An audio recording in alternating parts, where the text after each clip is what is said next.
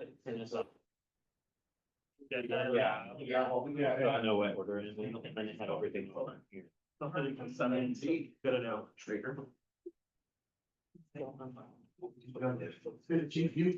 Snake you. Oh, no, way.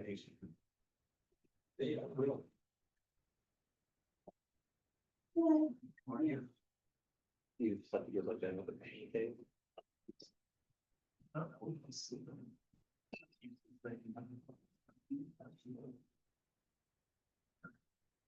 You look right after me.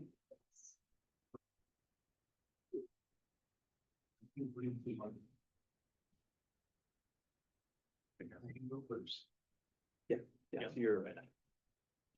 There. No, for the reason. So I do the new one and then. Oh, is yours? Yeah. If it was. And then the resolution, they're like the middle of the resolution. See my results of reading on it. Okay. See. It's just the applicant typically wasn't. Yeah. If they sent me there, so. Oh.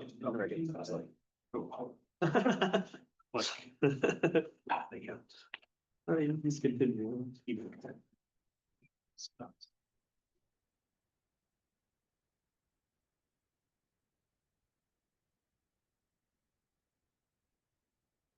Evening, everybody. Can we start off with an introduction from our interpreter, please? Yes, good afternoon, everybody. I'm Andrea with the Community Language Cooperative. Thank you for having me here today. We're going to practice language justice, and we're going to have simultaneous interpretation in English and in Spanish so that everybody can communicate in the language of their heart. If you're on Zoom, once we turn on the interpretation, you're going to see a globe that is going to come up at the bottom of your screen where you're going to be able to select your preferred language. Please click the globe and select your preferred language. Room, please remember to speak at a conversational pace and very close to your microphone. Hola a todos, soy Andrea con la Community Language Cooperative. Vamos a estar practicando la justicia del lenguaje el día de hoy y tendremos interpretación simultánea en inglés y en español. Si estás en Zoom, una vez que aprendamos la interpretación, vas a ver un globo que va a aparecer en la parte inferior de tu pantalla, donde vas a poder seleccionar tu idioma. Por favor, selecciona tu idioma si no eres bilingüe para que puedas participar en totalidad de esta reunión. Host, we can start interpretation now. Thank you. I'll call this work session of the Sheridan City Council to order for September 22nd, 2025. The time is 6:03 p.m. We have all council members present. Our first item tonight is the 2026 proposed capital budget. Thank you, Mayor. And tonight is our second work session on the 2026 budgets for the city of Sheridan. Tonight, we are going to talk about capital improvement budget as well as some special revenue fund budgets. So I am, if Teresa is online, going to turn it over to Teresa to introduce this. Then I've asked our public works director and our police chief to walk you each through their proposed capital budgets. What I will say right now, just to introduce this, is that these are proposed budgets at this point, right? We're not bringing you a final recommended budget until later in the year. So this is not written in stone. This is an opportunity to kind of ask questions, find out what's going on with things, and hear from the staff on what their recommendations are at this point. So all of this could potentially change as we move along. All right, good evening, everyone. Tonight, the capital budget first, I need to apologize because I decided to send last year's budget to Jenna. And so I apologize that you had that and that you only received this morning. I am very happy to answer any questions. I am going to talk about the revenue. Our capital improvement fund only has one source of revenue, and that's the 2A monies. And what that is that is 50% of the public improvement fee that we receive annually from the SRA. So that's dedicated to streets and infrastructure. And so you'll see that we've got it budgeted at 586, 439 for 2026. And then the rest of the revenue is just a transfer from general fund. So the number that we have in there is $889,513.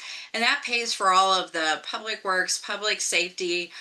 This year we do have, they are going to be replacing quite a few servers. So you'll see that line item also in there. So that's what that covers. So those are the two main sources of revenue for our capital fund. Is there any questions I can answer for you on those?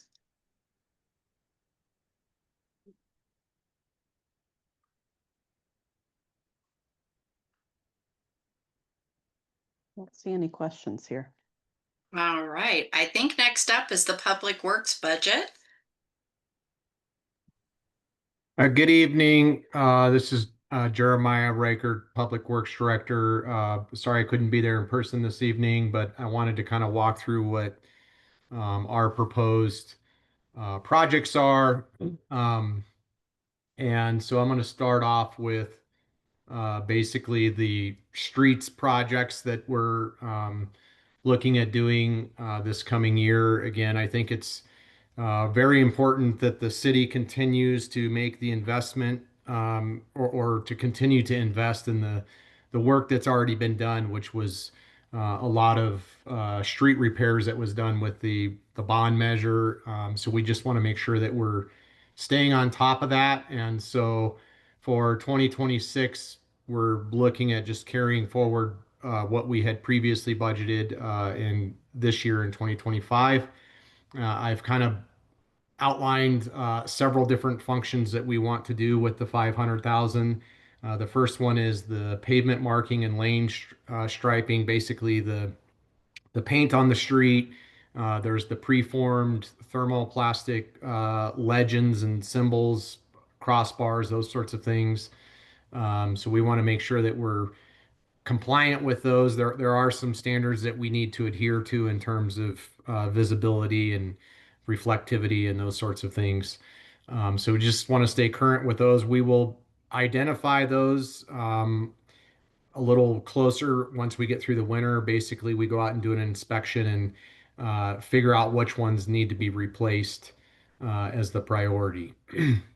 But we're anticipating around $15,000 for that work in 2026. We're also looking at doing some concrete repairs basically across the city. We have trip hazards. We have other handicap ramps and those sorts of things that if they're not compliant when we're doing chip seals, we're actually required to bring those up to standard if they're not already. So again, we're just anticipating having to do a few of those along with just damaged concrete throughout the city. We will get a little bit closer estimate. We are sitting on some requests that have come in from the community, and we want to make sure that we target those. So we've got about 88,000 planned for that. Then we have asphalt pavement patching, just basically going in and tearing out failed pavement.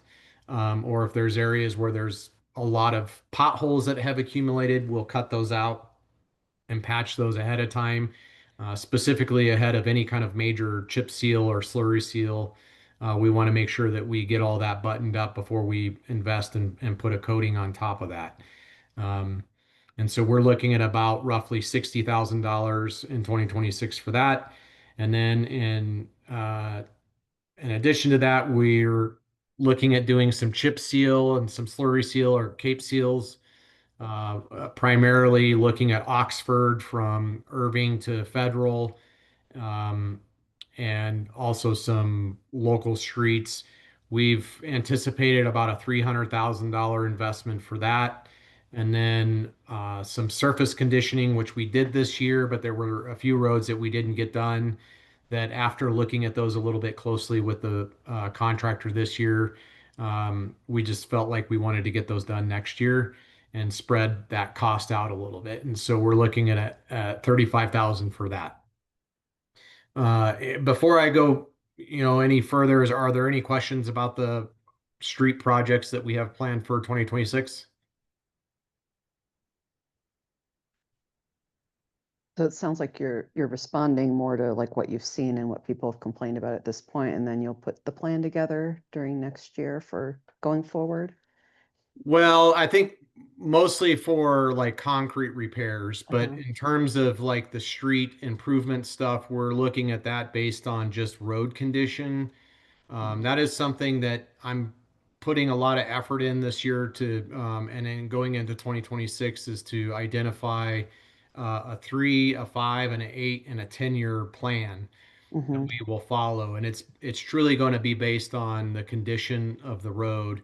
One concern, it's not really a concern, but something that we have to be mindful of is in 2017 and 2018, when we did the bond measure, even though that was a, a great, um, investment for the community, we don't want all of that stuff to come due at the same time, Mhm. because we won't be able to afford that again. So we need to kind of figure out, prioritize which roads to start offsetting so that we get into a cycle. And that's what we're going to be really detailing with the long range and short range planning for the street improvement programs.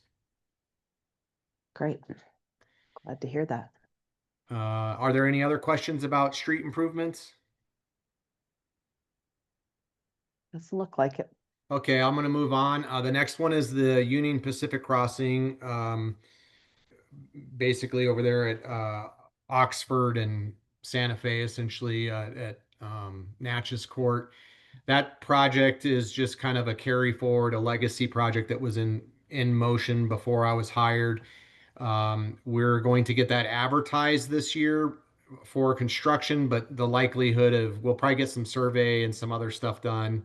But we won't actually probably start construction, or if we do, it'll be very limited in scope. So again, that one, we're just going to, add that 200,000 that was previously slated for that in 2025. Police department, the next item is the police department locker rooms. We had planned for that this year, but we did do a solicitation or a request for information. We had a total of 6 firms that responded to that through our procurement system. And there was a mandatory on-site meeting. And when we did that, I think it was quite evident that I think, all stated that we're going to have engineered plans and some architectural renderings. In addition to that, we need to make sure that we're kind of that we align that with the improvements for the energy project. So going in and just basically doing a quick remodel is not a reality. And I think the cost of that went up quite a bit. So we went from about 100,000 planned in 2025 to going to 250,000 for 2026. So we'll see where that comes out at in terms of when we actually advertise the project. The next one is the building remodel. This is just general needs across the entire city for all departments. We have found some needs at the firehouse department, or old firehouse at 1995. There's like bathrooms that need to have flooring and put in. They're pretty bad. So we're gonna target that. In addition to that, we're gonna do some new entry and wayfinding signage for the main building here where you are all at tonight at City Hall. So rough estimate for that is about 10,000. And lastly is vehicles, equipment. We've identified roughly around $110,000 in need. This is something that I'm also paying very close attention to, is right sizing our fleet and our equipment and doing a utilization analysis to understand, like, do we have equipment that we don't use? Is it cheaper to rent it, or can we hire that service out? So we're going through that process. We did quite a bit of that this year and found that we could be more efficient with some of our equipment, or just renting instead of having the stuff sit around in the shop where it costs a lot of money to have it serviced when it's not being used. So we're going to continue that effort. we are very thankful for everybody here allowing us to have nice equipment because generally speaking, we do have pretty good equipment, and I do appreciate that. And we want to make sure we sustain that into the future years. Mhm. That's all I have for Public Works Capital. Are there any questions? No, I appreciate that you're taking a good hard look at everything you're doing and trying to make sure we're doing it the most efficiently we can. That's great. Well, thank you. Let me know if you have any questions. Thanks. Okay, so we'll move on to the police budget. Sure. So for the police department, we have 3 requests this year. 2 of them are ones that you see usually every year. The first is our vehicles. It's important to keep our vehicles, our fleet in good working order. And even if we don't, we end up spending more on repairs than we do if we have a fleet that is maintained and serviced regularly. So once again, we're asking for 2 police vehicles, completely outfitted. Those, of course, outfitting and the vehicles, the costs continue to rise, but right now the price for 2 new vehicles will be right around $190,000. So that's what it would cost for those 2 new units. The next thing is, of course, our body worn cameras. Those are required by law. We are in the 5th year of our contract that we extended with Axon. Originally, we had got a grant to help us with some of that money. And we also use Axon Investigates, which helps us put information together, helps our investigators, relatively inexpensive costs, around $5,500 for Axon Investigates. So the Axon body worn cameras, this is basically for storage and for the payment of the cameras that we got nearly 4 years ago now. That is $25,000. Next year, we are going to have to look at what the prices are going to be then, but we'll cross that bridge when we have to. This year, it would be $25,000 to fulfill that contract that we are required to do. And then the third thing, and this is something new that I am asking the city council to please consider, is flock cameras. So yesterday we had a homicide. We have an idea of who the vehicle is. I don't want to go into too much information, but we have to rely on neighboring jurisdictions who they are very good with helping us. And one of the neighboring jurisdictions was able to give us some information that's helping us hopefully put a warrant together for what we're looking for here. But if we had our own flock cameras, if we supplied to a flock, it would be access that we have automatically with law enforcement agencies across the state and the nation, actually. So we'd be able to search these cameras. We wouldn't have to go to other police departments to do so. The cost of these cameras are $3,000 a piece. The minimum number that we need is 6. It's $18,000. That includes all maintenance and all the other fees that come along with it. So for $18,000, we would have that not only to help us with, big scenes like we had yesterday, but even the smaller things that when we're looking at vehicles that are going through, or even people walking, if we can get that, if they walk through those areas. So the request for that would be $18,000. So the total for the 3 would be $233,000. So if you have any questions about any of those, I'd be happy to answer. And Chief, on the flock cameras, don't we? Yes. You want to talk on that? So actually, 2 places have recently purchased flock cameras. That's Bonsai. That was at our request because of the problems that they're having there. We're trying to keep that a safe place for everybody to live and enjoy to be there. The other place is Target. That was another request that we had made with them. We had to get access through their systems because we don't have that access automatically. So we've worked with Betsy and her team so that we can have a contract that is drafted so that we can have access, but it will be to those 2 cameras. If we had, again, the 6 cameras, we would automatically have access to that because that is a requirement of the businesses that sign up for those, that they have to give us access, law enforcement access, because that was the main reason flock cameras were designed and used today. What do they mount to, the flock cameras? They can mount to existing poles, or if they need to, they'll erect new poles on the locations. But usually they're trying to mount them on locations that are already present. Are 6 of them going to cover all of Sheridan? Not all of Sheridan, but it'll give us a good access to, the in and out, and a lot of it will be concentrated around River Point because that is where we have the most activity, even though sometimes it's the minor activity, right? Could be shopliftings, but people fleeing, et cetera. But we're not going to chase them, but we can get some information that will help us maybe solve those type of cases. So yes, we would love more cameras. I know this is a tight year, and I thought that if we can get started with 6 so that we get on the map, and if we see the use for them, maybe come back at another time if we needed them to get more. So I appreciate you asking that, Councilman Whitaker. Yes, we would definitely love to have more, but I also need to think about the overall budget for the city, which we always do. So that would be my answer. So thank you. So do you look more at like what places are hot spots for crime, or do you try to hit like intersections where people are going to be passing, or? Right now, what we're looking at is the main ingress egress areas that we think we can capture them. There's some that, yeah, we think that if we'd have got, them coming in, if we could also get them going out so we know what direction they're going, that would be nice. But again, we strategically worked with Flock to find the places that we thought the minimum of 6 would help us.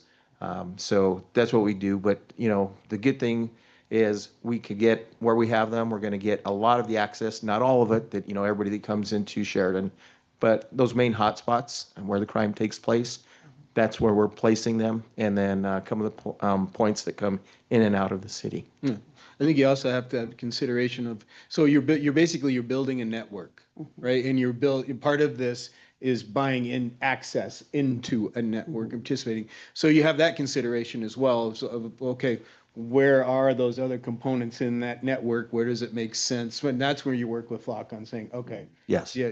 So there's a lot of considerations that go into it, and we'll learn as we go too. Absolutely.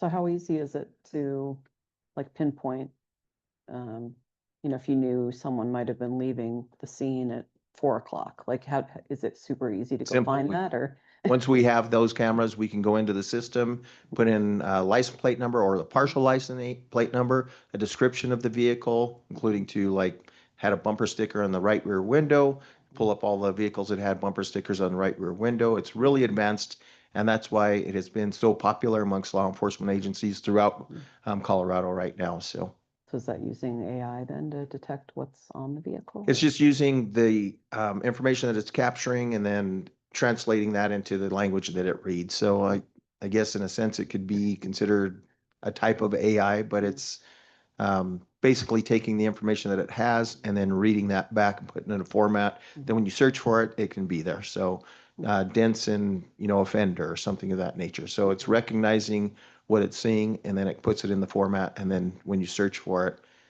it may find it that way. Okay.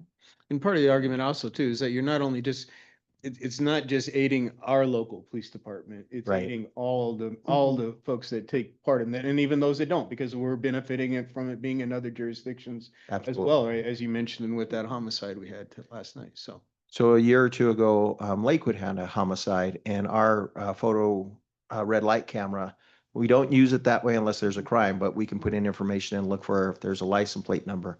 And we found that vehicle and, had the video of it going through, which helped them in their case as well. So cameras are just part of the technology that have come out and how they're being used to help with a lot of those things. So again, even with last night's, incident that we had, or yesterday's incident, it's becoming very useful already in just the immediate time that we had it. So it would have been nice that if we could have went in and we could have looked at that. Another example is we had an internal affairs case, and I won't go into details with it, but we wanted information on a certain vehicle and where it had been, et cetera, for the places that we were concerned about.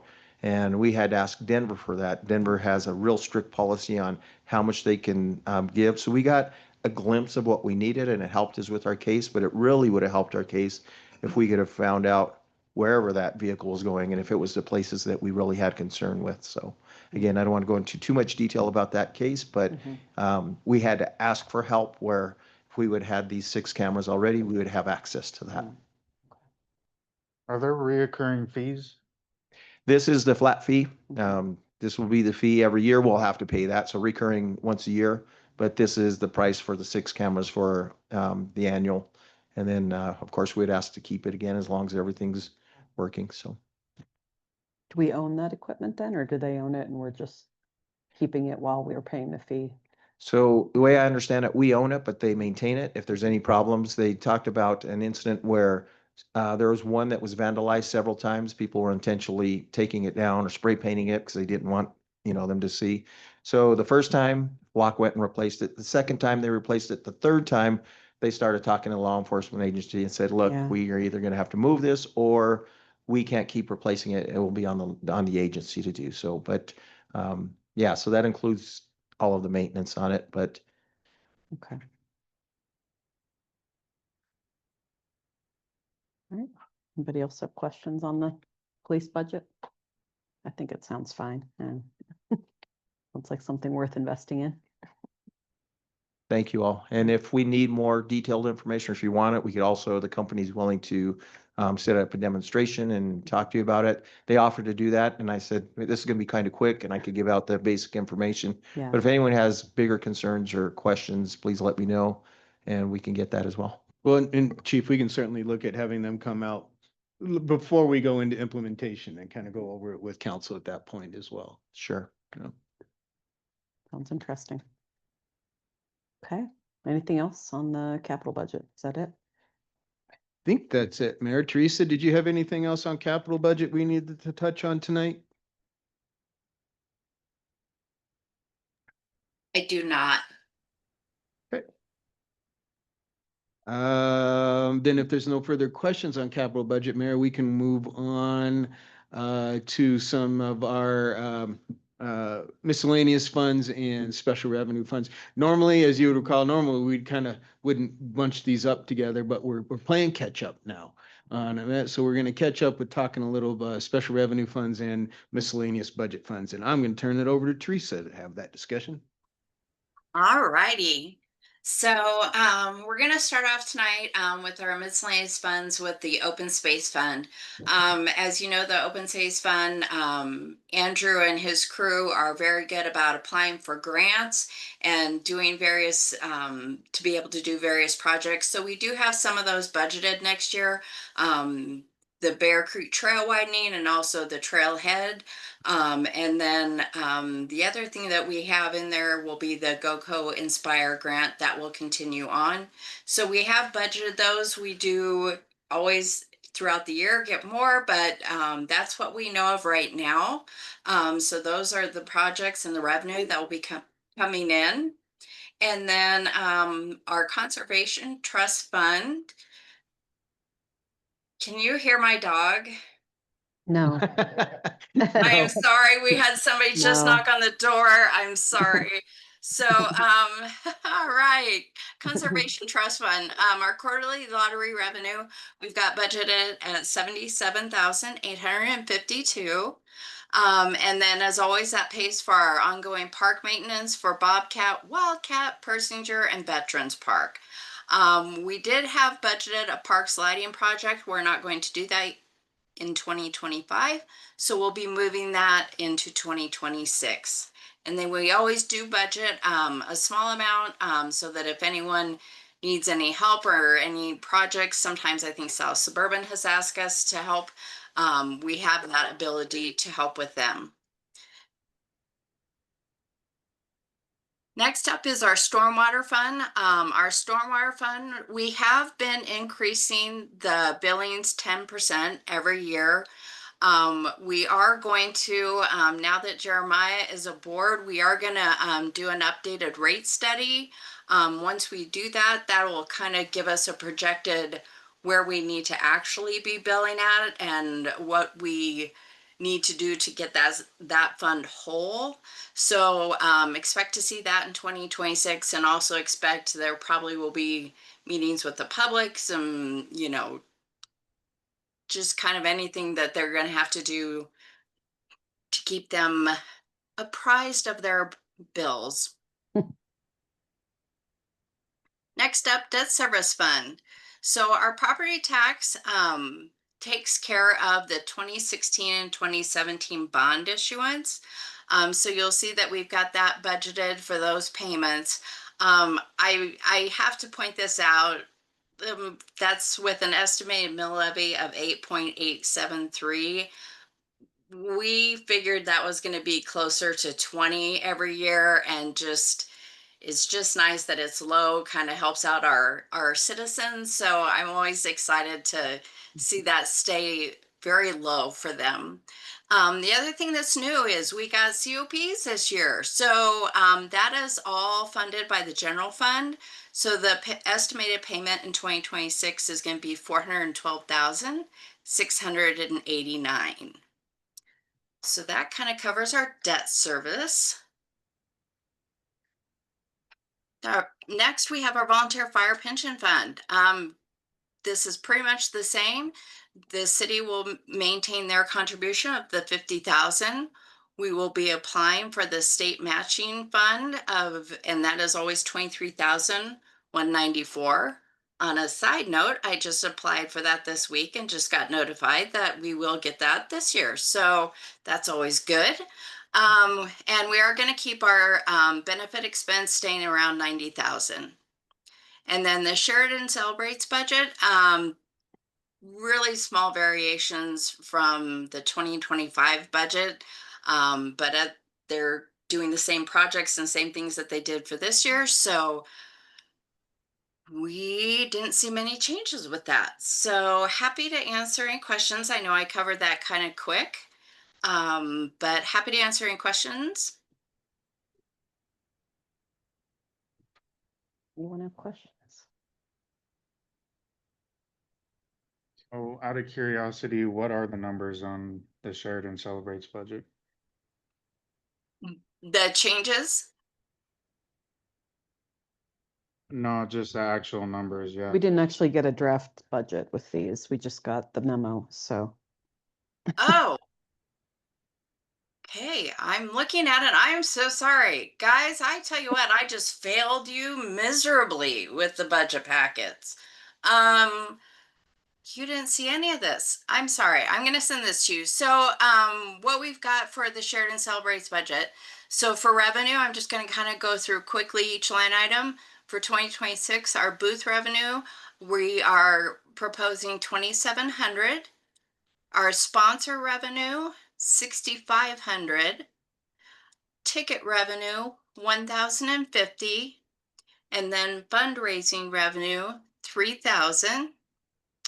And then moving down to the expenditures for that, we have budgeted our entertainment expense for 6,900, postage expense in 150, printing and promotion expense 2,100, staging expense 2,200, parade expense 1,400, sponsor expense 600.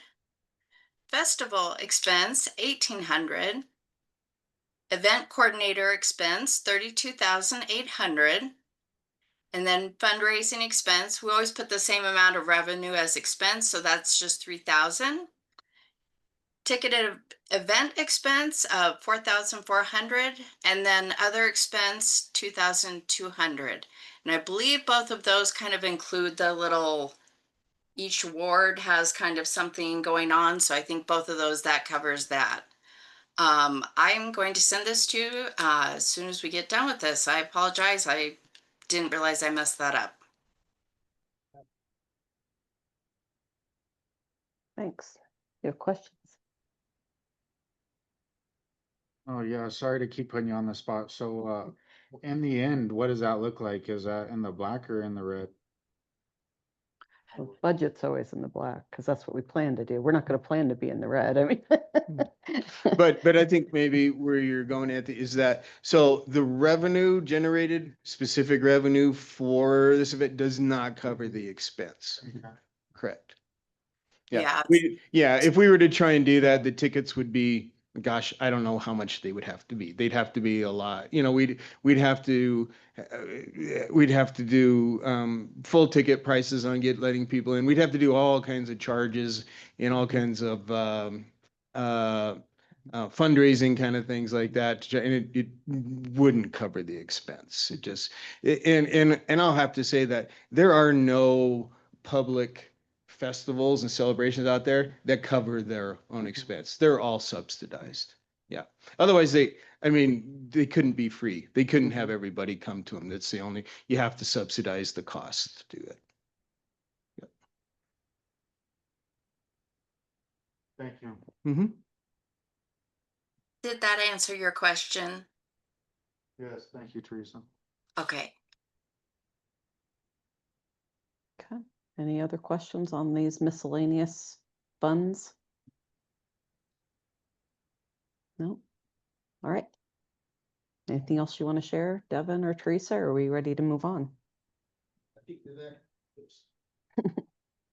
I think that covers it for budget tonight, Mayor. Okay, great. Mhm. So we have a review of agenda items. Yeah, we got quite a few, so I want to spend a little bit of time going through these. So let me get to that agenda. Not there, not there. There we are.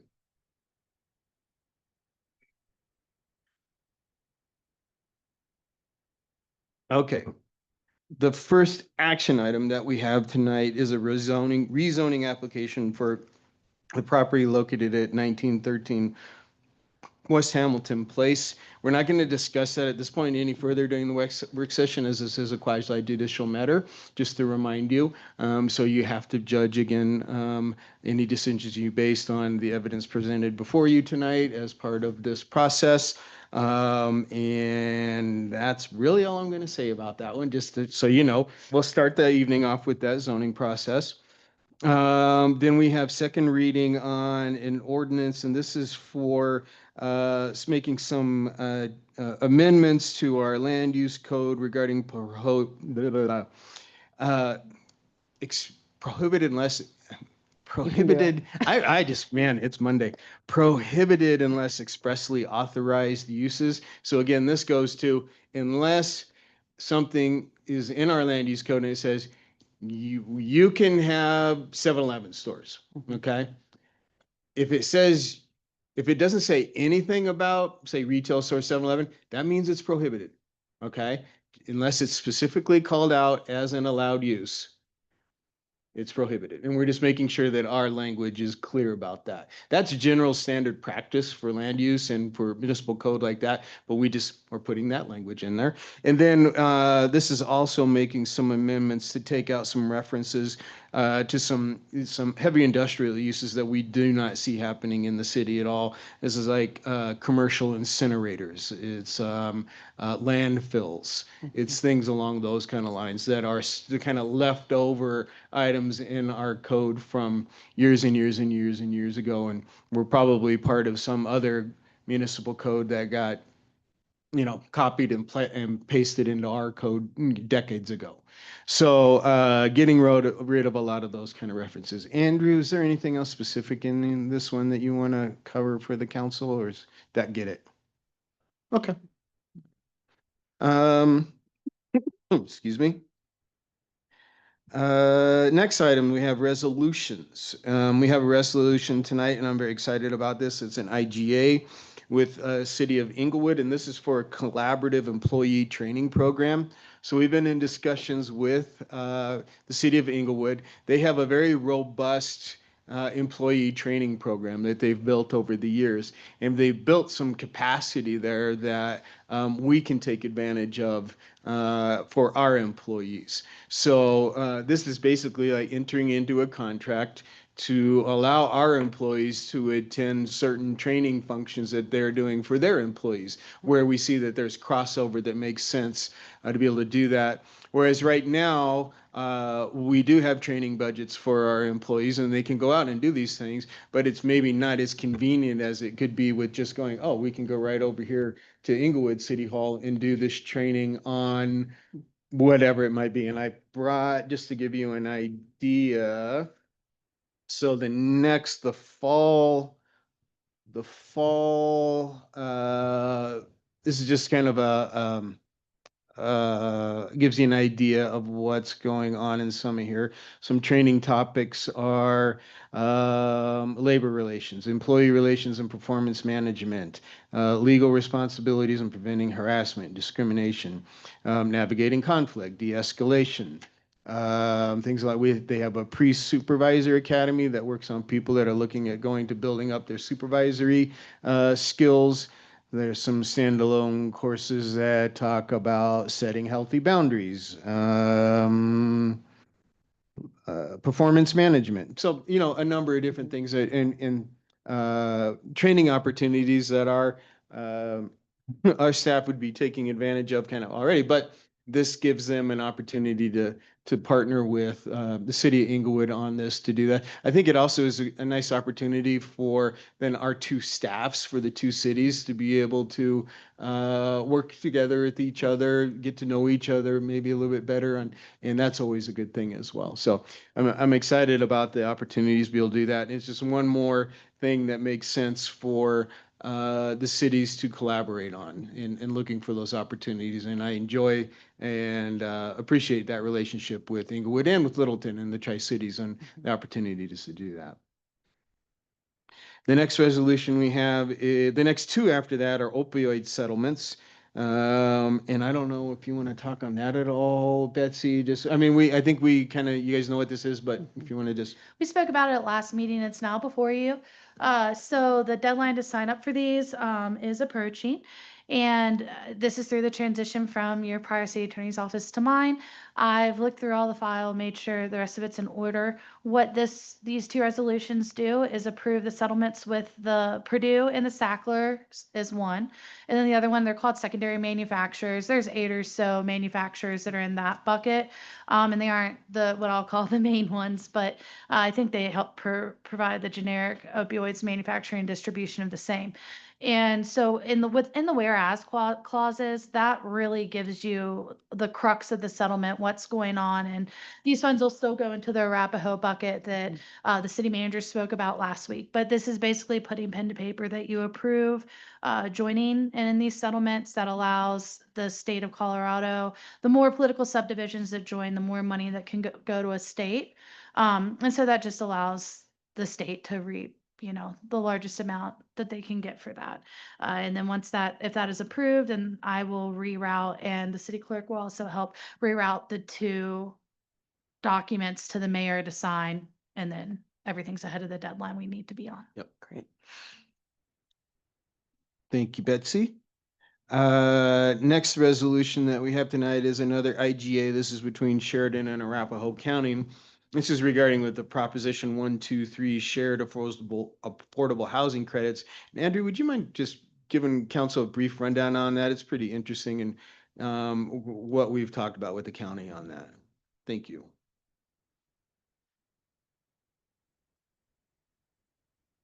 All right, so as Devin mentioned, tonight we have an IGA with Arapahoe County for the unit sharing for Prop 123. So the big thing to take away here is when we initially started this process, so this goes back to the proposition that was passed by voters.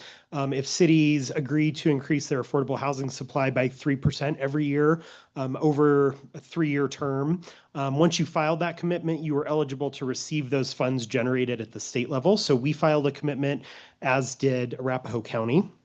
And then at the start of the process, we thought we were going to be able to carry over units. So as you all know, Bonsai went in, all of those units count. It's a lot of units for us because, we don't have large multifamily developments like that come along every 3-year period, right? We can't count on one of those. So we were hopeful that we would be able to carry over some of those units. The state said, no, that's not going to be possible. So unfortunately, we're not able to do that. We did learn, however, that we do get credit for mobile home setups that come in down at Bear Creek Village and Ridgeline at River Run. So I would say already, since we committed, we've probably had 20 to 30 units come in down there. They're doing a lot of development. So we get credit for those units as well. So it's not all bad news because in the future, we'll be able to get some credit there. And then we'll think about that, when we make our next commitment here in 2026 or 2027. So because of that, and then also obviously because the county contributed quite a bit of money to the Bonsai project, we want to be a good neighbor, share some of those units back with them so that they can get credit for their countywide kind of allocation that they agreed to.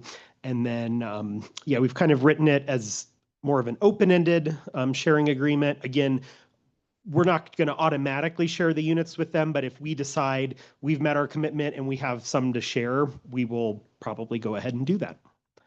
Happy to answer any questions. And I like that aspect of it too, leaving it open and like that, because that invites the county to invest more in housing in Sheridan, because they can get some credit for it, right? Yeah, it's really nice. It leaves the door open. So, they contributed a lot for Bonsai, and hopefully if they know that we are a willing participant, that if they give us money, we will help them meet their commitments as well. It's a kind of a win-win for everybody. I'm just remembering in the last 2 years, we did that. We do share that, those extra units with like Inglewood, and haven't we done this before? No, this will be the first time. Yeah, so this will be the first agreement, and actually the state was really happy with how the agreement turned out, because I think they're now starting to see some of these agreements get generated. I think the reporting will occur around this time next year is when it will start. We're just ahead of the curve because the project is done. So you count the unit at the time it was permitted. So for us, that's June of 2023. So we've been ready to report for a while now, but we didn't want to do that until we had all of these unanswered questions with the state answered about the carryover and the sharing and all of that. So now that we have those answers, we just want to go ahead and report it, get our units in. We'll have met our commitment for this 3-year cycle, and then they'll start getting credit for theirs. So I think we're honestly, with the Bonsai units, taking care of a big chunk of what the county agreed to.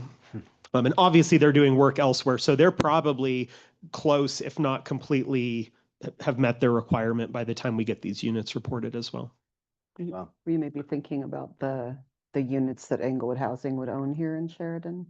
Is that- Maybe, Yeah. maybe. Yeah. And so would we get credit for those then, or do they? No, so this Security? this program, so it's counted at the time a new unit is permitted. So once we issue a building permit for it. So if you're thinking about the units that the Housing Authority wants to build here in Sheridan, it goes based on the municipal boundaries. So just because the Housing Authority is a joint housing authority, if the unit gets built in Sheridan, we automatically get credit unless we do an agreement with Inglewood for some reason to say we want to give Inglewood credit as well, which we probably wouldn't want to do in that situation because it's just a joint housing authority. It's not like the city of Inglewood necessarily is putting money toward that project. For us, it's more like at the county level, at that higher level of government, they use private activity bonds and they used a bunch of ARPA funds to put into the Bonsai project because we're within their boundaries. But yeah, those, if the housing authority constructed those units, that we would get credit for them. But they also have to meet the definition of the 30 to 60% AMIs.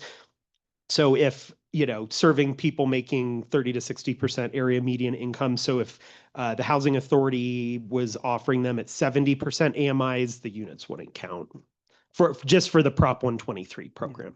Yeah. But it's definitely a consideration for them because they can get more money to help build those units if they make them affordable to that bracket. And remember, the goal of this, the goal of the state level, of course, is to promote more housing. At our level, by pledging to come into compliance and then doing so and moving forward with this, we make ourselves all eligible for a fairly large pot of money that sits at the state level to be able to put towards future affordable projects. And so that's why, and our feeling is that you're going to have a number of municipalities that don't comply with this and don't even try. And of course, there is lawsuits that are out there going in regards to a number of the land use issues out there. But there are going to be a number of municipalities that are, I think, going to take themselves out of the running for any of these potential monies. So it's going to be a smaller amount of municipalities going towards a larger bucket of money. And we want to be one of those that grabs that money. Yep. So I think for us in 2027, that's, excuse me, when we really have an opportunity. It's the end of the 3-year period. So the list, if you look it up, almost every city and county in Colorado has committed, because why wouldn't you? you just kind of had to fill out a commitment form online. But if you don't meet your commitment, then that 4th year, you have to sit out the funding. So that list will go from this big down to this big, and we will be one of the communities on there. So, but the funding levels won't necessarily change. So it will be a lot of money, but a lot fewer cities that are eligible to receive those funds. So it's a good time for us to maybe look at, lining up some projects, maybe with the housing authority, and say, hey, in 2027, there might be some substantial monies available and not a lot of municipalities eligible to receive them. So, but they only sit out for 1 year and then they can reapply for the 3 years. So. That's great. Thank you. Thank you. Thank you, Andrew. Okay, gosh, where are we? Okay, quickly run through this. Last 3 resolutions. So we have a resolution for a dedication of 2 tracks within the South Irving Street subdivision. We'll talk about that at the time of the matter. This is what I will say is this is I think an opportunity that the city's been looking forward to for a number of years. We try and get this particular property cleaned up and help the owner. This helps the owners. It helps the city, and I think is a good deal for everybody involved with this. On that dedication. Okay, and then the last 2 resolutions are some appointments to the Planning and Zoning Commission, with John Spischak and Jason Patton being appointed to the Planning Zoning Commission. We've had some vacancies for quite some time, and this will help to, at least for a while, be able to make sure that we are able to operate with a quorum with our Planning and Zoning Commission here for the foreseeable future. So again, important to do that. Any questions about any of these action items from council? I kind of went through those fast, but we got them. Okay. We do have an item tonight, which is the discussion and possible direction for scheduling an investigation and hearing on alleged violations of the Sheridan Code of Ethics and Code of Conduct. When we get to that item, myself and the city attorney will walk the council through that process. And give you the opportunity to ask some questions then. Mayor, that's all I've got for right now, and be happy to answer any questions. Any questions? Or I could do my manager's report Yeah, really any quick. questions It's on the agenda, or I have a question. So in resolution 30, do I need to abstain from that? So if you would believe, only you can answer that question. I appreciate you asking. If you believe that it would cause a conflict of interest for you to vote on that matter, you're more than welcome to abstain. If you believe you can't be fair and impartial in your vote, then you can abstain. Okay. Okay. I don't. City attorneys, I don't think you have anything to worry about. I mean, we've had people that are in all different levels of familiar relationships and whatever it might be, serving together, serving on different boards. There's not a supervisory role or anything like that. There's not a fiduciary role in any of that. So I think you're all, yeah. Okay. If you want to just state, you're saying, I know this person, you can do that. Everybody up here knows. Yeah. So, and Yes. if that makes you feel more comfortable, Michael, yeah. Yeah, I could recommend saying, why you brought that up, and then it's ultimately up to you whether or not you can be fair and partial in casting the vote. And like you said, at times, people are on different boards and commissions who know each other in various relations. So yeah, that's the standard. Thank you. okay. I guess we'll go ahead with your manager's report. We have a little time. Thanks. Thank you, Mayor. And I don't have much of a report tonight, so when am I going to start with? I'll do quick ones and then we'll see how far we get on this one. We'll have a new intergovernmental agreement with Denver Fire for our fire services. I've been negotiating a new contract with the fire chief. We got that all negotiated out, and I'm just waiting for a final version to come back from Denver. They're working that out. So basically, our IGA with Denver Fire has been over 3 years. The past 3 years, it was at a standard 4% increase each year. I had a discussion with the fire chief that looking into next year's budget year, we're looking at some. Yes, ma'am. Yes, I'm sorry. I apologize. Okay. So looking at next year budget-wise, we're looking at a tight year. We're looking at some uncertainty out there. So I was able to negotiate with the chief on doing a graduated instead of 4% each year. We're going to kind of backload the contract or the IGA, I should say. So we'll do a 3% increase next year and then look at a 4% the second year and a 5% the third year. And depending on how we are budget-wise, we can always look at those next 2 years, because while we approve the IGA, we only budget each year for that expense. So I just wanted to say that I appreciated the Denver chief taking that into consideration and letting us look at lowering it, at least going into next year, and helping out with a little bit of uncertainty and tightness that we're going to have in that budget. It's much appreciated. Let's see. Let me do this next. Yeah, maybe you can do that, and that'll save some time. Thank you. So what Jenna is bringing to you is an update on the Bridge House projects with the Ready to Work program and the Navigation Center that opened in basically June, late May, or I should say mid-May, and then into early June. I'm going to let you read this on your own, but it's basically just, a quick update.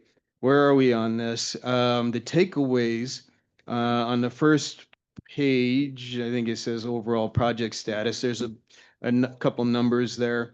As of mid-September, they've had approximately 300 clients served by all programs, which is fantastic.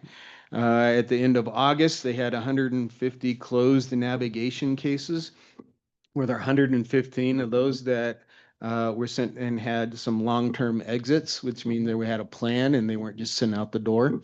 So those are, I think, some great numbers. And then a few pages in, we're talking about funding, and funding is probably going to be the question moving forward with Ready to Work and a Navigation Center. They've got funding secured probably through about 3/4 of next year for full operations and everything they need. But they are in the process of identifying additional funding moving forward, new grant monies that could be available. The difficult aspect, I think, right now is the uncertainty with some of the funds at the federal levels. So there are a number of areas where federal agencies that they would work with to look at potential funding sources. However, that's very uncertain at the moment. So for example, with HUD, with Health and Human Services, other departments out there at the federal level, they just don't know what their funding is going to be. And so that throws a little bit of a question mark into some of the funding that could hopefully trundle down to them. Anyway, those are the two big takeaways. I'll let you look through those. And if you have any questions, just let me know. I can go into more detail should we need to. A quick reminder, we have the Arapahoe County Open Spaces Shareback Lunch this Thursday, 11:30 at the Arapahoe County Fairgrounds. If you RSVP'd, if you didn't, you want to go, let me know and I'll send that out again. I'd always check your email. There should have been notices in your email if you wanted to RSVP for that. And then last of all, this is just an FYI. We've been taking a little bit of a different look at how we do in-house staff training on things. So this last week we had our police department provided us with active shooter training and defensive driver training. That was so much more interesting than just having to sit and watch a video. When we had our own people here working with us and teaching us about these things. We had our own HR department do sexual harassment training, which I tell you was infinitely better than the video that we would have to watch. Other than that, Jennifer Houston with our HR department did a fantastic job with that. I've heard several comments from staff going, that was so much better than sitting through a video. Next week, we're doing, or I don't know if it's next week, but we got other trainings like workplace violence trainings coming up, slip and falls, other things like that, where we're going to have staff do some in-house training for other staff on that. In Sursa, we've been working with them on allowing us to do that so we can get away from the, have you watched your video? Have you watched the video yet? You know, and everybody's sitting there just clicking through and watching hours of video, and staff hates it. This seems to be much better received. And just wanted to let you guys know, we do take that stuff training very seriously, and we do a lot of it here, and we appreciate council support in the budget for that as well. Mayor, that's all I got. I'll be quiet and answer any questions you might have. Okay, questions on the manager report? All right, then we will adjourn the work session at 6:59 PM, and we'll get ready to start our regular meeting.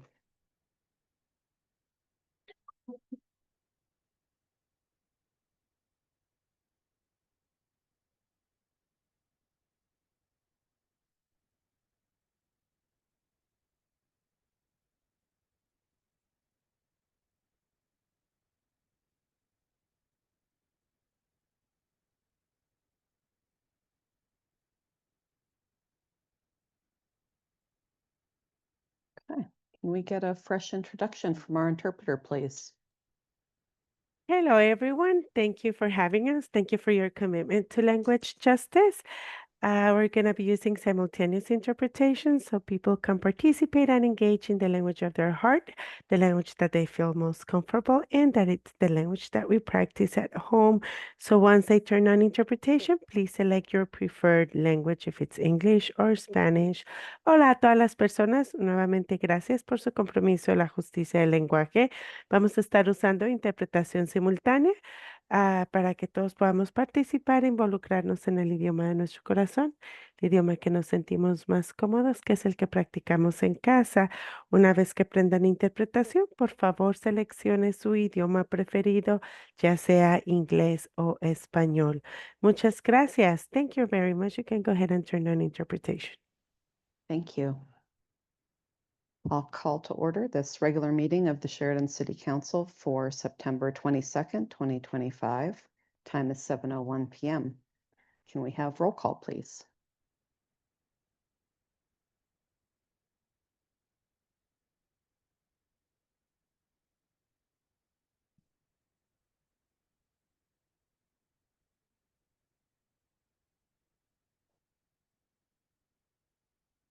We have all members present.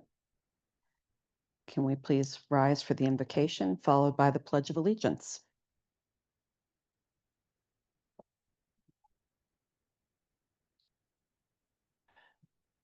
Lord, who enlightens, we ask you for your supernatural wisdom as we make some tough decisions in this meeting. Help us to carefully consider the relevant information that has been gathered. May those sharing information give us pertinent points so we can all clearly understand. Help us to be innovative as we brainstorm solutions. Help us to wisely evaluate our options, considering the pros and cons. And help us to be unified in making the best possible decisions and to effectively carry them out. Amen.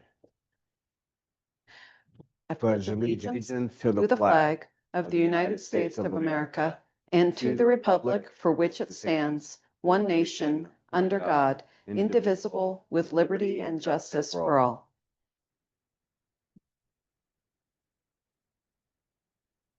Do we have any changes to our agenda for tonight? No changes to the agenda, Madam Mayor. Thank you. We're going to start off with staff reports. City Clerk. Just one item. On October 1st, I'm going to join Arapahoe County for their logic and accuracy test for the ballots for the upcoming election. So we'll help with that, and happy to answer any questions. Great. Any questions for the City Clerk? Okay.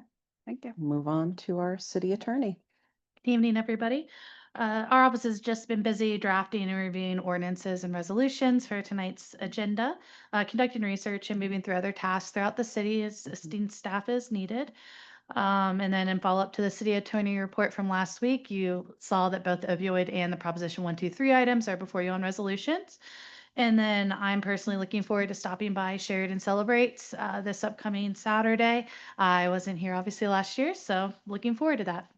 Great. That's thank all you. I have, unless you all have any questions or anything for me. Okay. I don't see any questions. Thank you. Anything else, city manager, that you want to share? And not beyond what I've already shared, Mayor, but I'm happy to answer any questions, you bet. Okay. Chief, Nothing to report, Madam Mayor, but if you have Okay. any questions, happy to answer. anyone have any questions for staff before we move on? All right. Oh, you do? Go ahead. Do we have increased security planned for Sheridan Celebrates? We don't have increased security. We have the normal security plan that we have in place. Commander Ledger has been working closely with Jean Ray on everything that we're doing, but the plan is very similar to what we've had in past years. Was there something, Councilman, that we were concerned with that we need to plan for? I think it's just all of the events last week. Just a lot of senseless violence that I've seen, politically motivated or socially, racially motivated, and it just makes me feel like this is a time where we all need to be bound together as a community, with public safety at that event being one of my main concerns.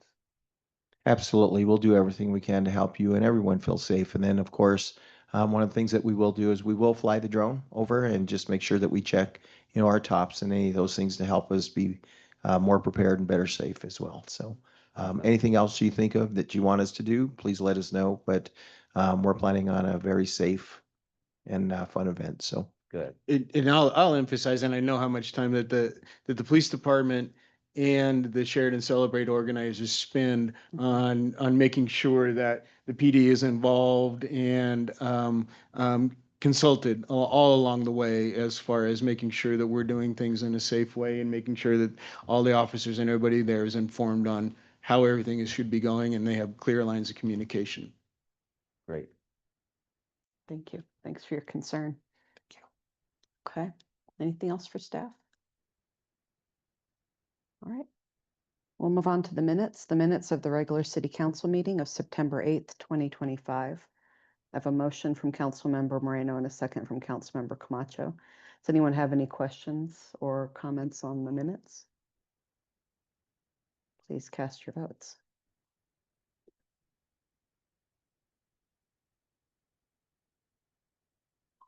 That motion is approved unanimously. Next, we have the consent agenda, the approval of disbursements. Authorized disbursements that have been or will be made from September 1st, 2025 to September 15th, 2025 in the amount of $126,743.45 per the referenced and attached transfer of funds. I have a motion from Councilmember Stang and a second from Councilmember Moreno. Any questions on the disbursements? Please cast your votes. Motion is approved unanimously. Next tonight, we have a public hearing for a rezoning application for property located at 1913 West Hamilton Place.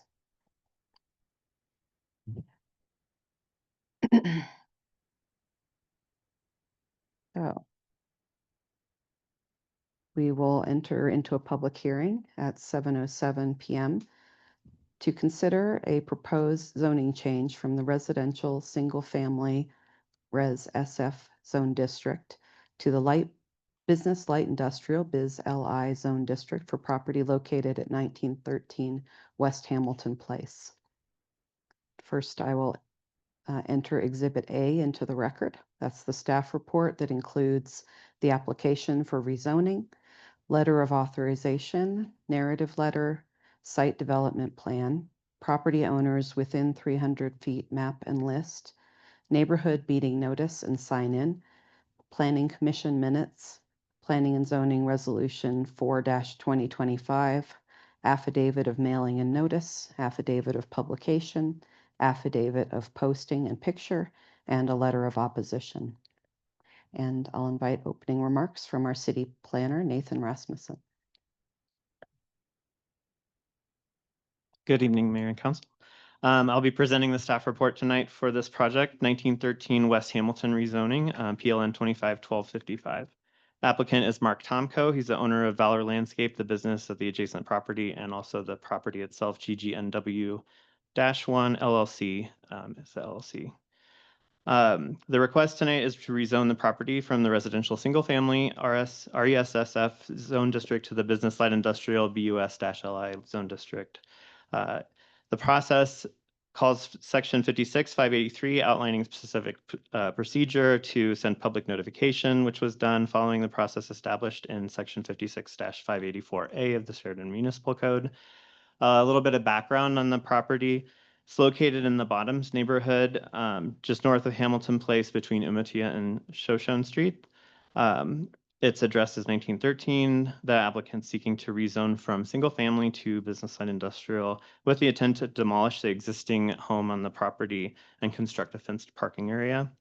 It's surrounded on 3 sides by business light industrial zoned property with commercial businesses, including the owners. And then across the street, there's a heavy equipment rental business.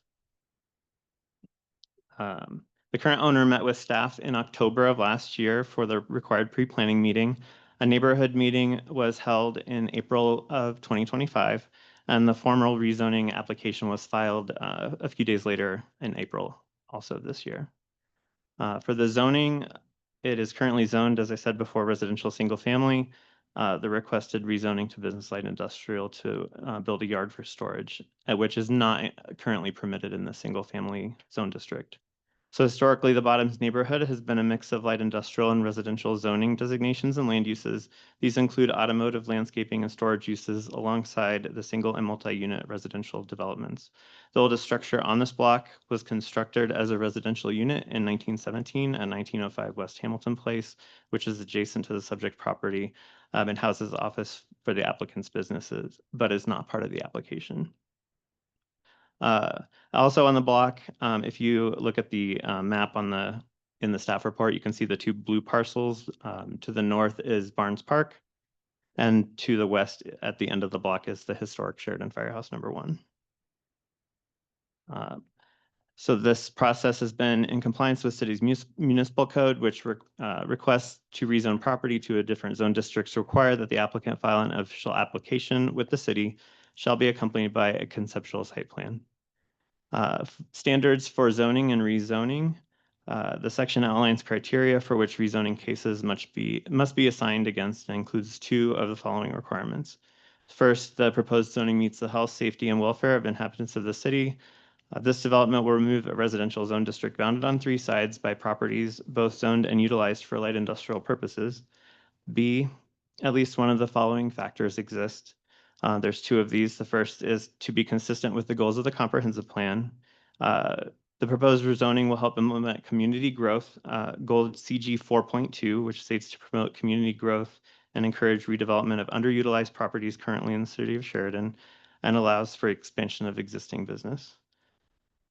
There's also an alignment with comprehensive planning efforts. In the comprehensive plan, there's a statement that says, per the recommendation to gradually transition the Bottoms to business and business commercial mixed uses, over 50% of the edge properties of the neighborhood have been rezoned already to business light industrial. And then the second, there has been a material change in the character of the neighborhood or in the city generally, that the proposed zoning would be in public interest and consistent with the change. The West Hamilton Place corridor through this 4-block section of the Bottoms neighborhood contains 37 parcels between South Brady Court and the West South Platte River Drive to the east. 6 of these are currently zoned single-family residential, including the subject property. The remaining 31 parcels are already zoned business light industrial, except for the Sheridan Firehouse. Unlike the West Hampton Avenue corridor further to the west, the segment of US 285 through this area is situated at a higher elevation than West Hamilton Place. This configuration enhances noise pollution coming from the highway into the neighborhood, further reducing the desirability for residential uses along streets which directly abut. Referrals were made to our partner agencies. We have a couple of responses. Arapahoe County Public Health Department identified the property being within a 1,000-foot buffer of the former landfills across the highway. So any construction or any site development would need to follow the restrictions in the former landfill buffer code. Public Works requested a drainage study during the pre-application meeting, and that was provided by the applicant. Sheridan Sand District number 2 did not provide comments. And then Denver Water, Xcel Energy, CenturyLink, and Denver Fire Department either provided no comment or no objection. And our building official will provide comments during the review of the demolition permit and the creation of the parking area. Public notification process was followed again. The neighborhood meeting was conducted on April 21st, 2025. The attendees there expressed their support for the concept. No residents were attended at the meeting. Additionally, a notice for the Planning Commission hearing and this public hearing were sent to property owners within 300 feet of the property and noticed at least 14 days prior to the meetings. The notices and affidavits are available in the staff report. One letter of objection was received regarding the application anonymously. It has also been attached. During the Planning Commission hearing that was conducted on September 17th, there were no public comments made, and the resolution was passed unanimously with no conditions, and the minutes are also attached. Staff recommendation for this rezoning, based on the above observations, staff suggests that City Council approve the rezoning request to convert 1913 West Hamilton from the residential single-family district to the business light industrial zone district without conditions. And that is the end of my report. If anybody has any question, I'd be happy to take in. Thank you. Do you have any questions at this time? We have another opportunity. Okay, thank you. We'll invite remarks from the applicant. Please come up and state your name and address, and then feel free to go into your information. I'm Dominic Weilminster. I'm the architect on behalf of the client. My address is 10700 West 26th Avenue, Lakewood, Colorado 80215. Thank you. So Nathan covered most of what was in my presentation, stole most of my thunder. So I'll keep it brief, but I'm not sure are you controlling the slides? Go ahead and advance. As was stated, this property is located on Hamilton Place between Umatilla and Shoshone Streets. Go ahead and advance. It's currently zoned single family. And as was stated, the properties in the surrounding neighborhood are largely the business light industrial use, with the exception of Barnes Park and the fire station to the west. Go ahead and advance. This is just a color-coded map of the current existing zone districts as they are in the block, and then go to the next one. If you zoom out, this is where you can see in the Bottoms neighborhood, the intention of the comprehensive plan is starting to show where the business light industrial in purple is starting to be more consistently applied. So this property is one of the outlying properties along our block that's still single family. Go ahead and advance. These are just existing photos. So on the right side of the photos, the applicant already operates their business out of that property to the east. And then there's another commercial property to the west. And so this is the remaining single family use. Go ahead and advance.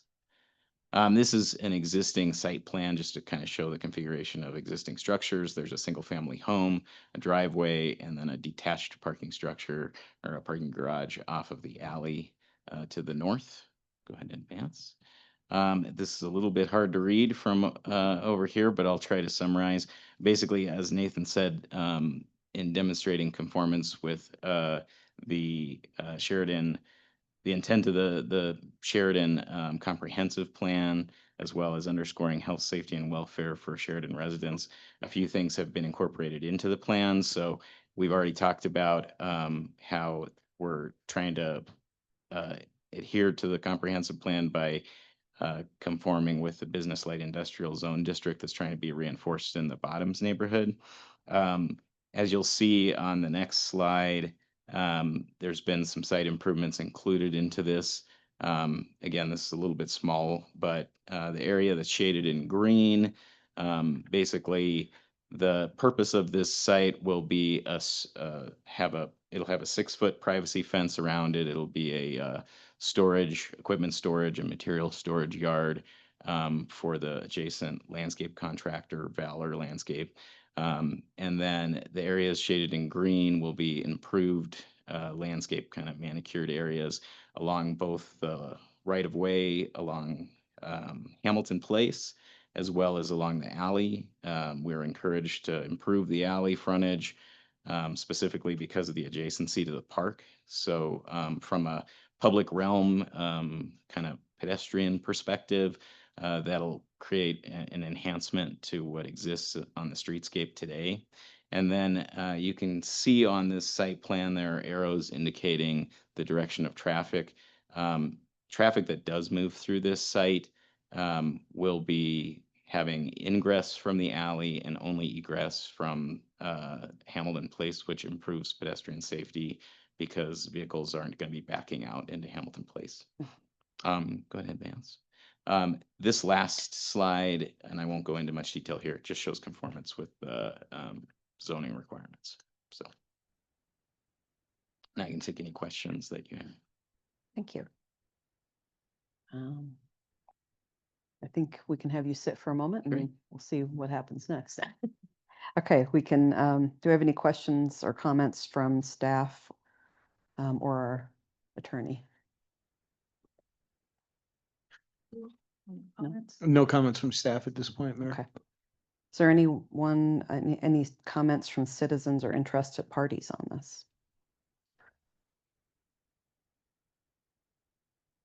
Okay, now we have another opportunity for questions. Council, if you have anything that you want to ask about this or comments. No? One question? Yeah. Okay. What's the staff level of this company, you know, for purposes of, you know, in and out traffic daily for the neighborhood?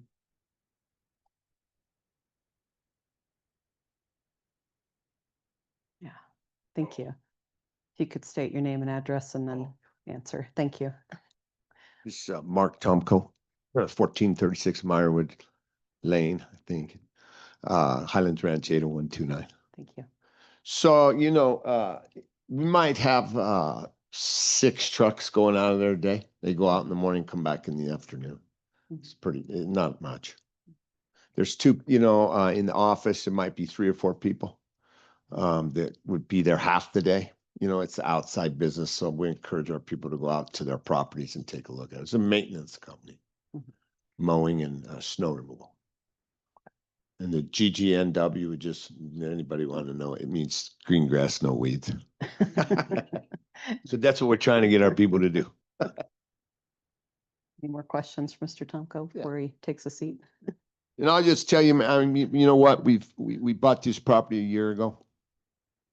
And, you know, we're just excited. My best friend owns a building across the street, DBC Irrigation. And we're just excited to be here. It's a nice little city. And, you know, we'll do our best to make sure that we're good tenants of your city. Thank you. Any other questions from council? Good to go? Okay, then we'll close the public hearing at 7:22 p.m. And we will address related item ordinance 14/2025. An ordinance of the City Council of the City of Sheridan, Colorado, rezoning the property located at 1913 West Hamilton Place from the residential single-family Res SF Zone District to the Business Light Industrial Biz LI Zone District. I have a motion from Councilmember Moreno and a second from Councilmember Whitaker. Do we do discussion? Sorry, City Attorney, or should we just go right into the vote? Yes, I would see if there's any deliberation or discussion before council, before a motion, that motion's voted on. Okay. Anybody have any comments they want to provide before we vote? Okay, then we'll go ahead. Oh, you do. Go ahead.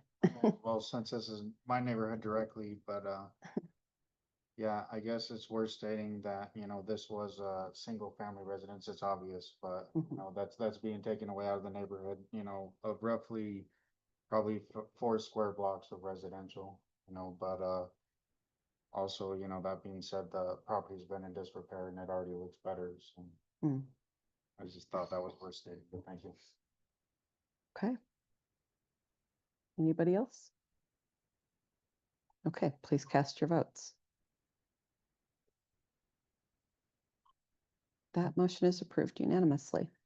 Thank you, everyone. We'll move on to other items for individual consideration. Ordinance on second reading. We have ordinance 15 of 2025, an ordinance of the City of Sheridan, Colorado, amending Chapter 56 of the Sheridan Municipal Code to clarify that unlisted land uses are prohibited unless expressly authorized, to remove references to certain heavy industrial and incompatible uses from the code, and to implement land use policy consistent with the city's adopted sustainability goals. I have a motion from Councilmember Stang and a second from Councilmember Moreno. Is there anybody from the public who'd like to speak on ordinance 15? And just as a reminder for the record and those in the public, we did speak about this more in depth in the work session. So it's been discussed and opportunity for council there to speak as well. Thank you. Not seeing anyone who wants to speak on it. Does council have anything that they want to ask or discuss about ordinance 15? Okay, please cast your votes. That motion is approved unanimously. We do not have any ordinances on first reading tonight, but we do have a number of resolutions. We have Resolution 24 of 2025, a resolution of the City Council of Sheridan, Colorado, approving an intergovernmental agreement with the City of Englewood for a collaborative employee training program. I have a motion from Councilmember Whitaker and a second from Councilmember Moreno. Any discussion on Resolution 24? I just want to say that I think this is a great opportunity for the city to collaborate with our local neighbor and hopefully decrease some of our expenses too. Yeah, I think it's a great plan. I'm sure it's also a boon to Englewood to make a little revenue off of the training program. They're already, set up for their own employees and have some of I the. think it's absolutely a win-win for both cities and for both staffs. Yeah, I think that'll be great. Okay, anybody else? Please cast your votes. That motion is approved unanimously. Next, we have Resolution 25 of 2025, a resolution of the City Council of Sheridan, Colorado, approving the Colorado opioids settlement with Purdue and the Sackler family. I have a motion from Councilmember Whitaker and a second from Councilmember Moreno.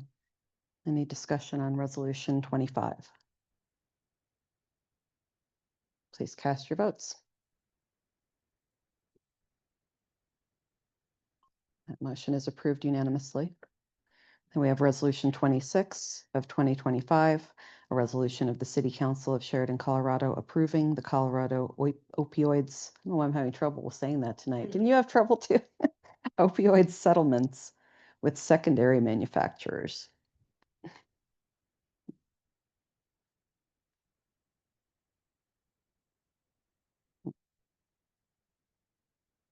I'm not getting the motion in the second on my screen.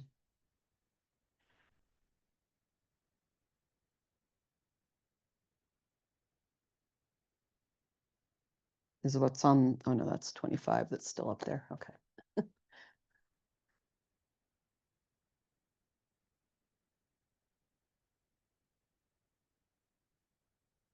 What would you like us to do, City Clerk? Do you want us to go ahead with verbal, or you want to try to reset? Oh, no. Okay, I'll take a motion.